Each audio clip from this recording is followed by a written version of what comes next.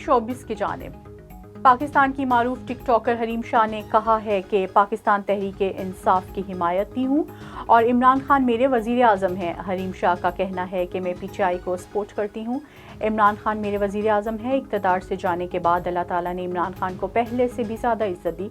सियासत में आ रही हूँ या नहीं ये अभी नहीं बता सकती।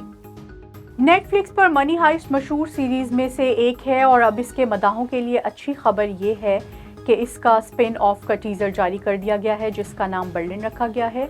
नेटफ्लिक्स ने प्रीक्वल सीरीज़ में अगली डकैती के लिए टीम की नकाब कुशाई की है जिसका मरकज़ बर्लिन के इर्द गिर्द होगा जो कि मनी हाइस्ट के किरदारों में से एक था।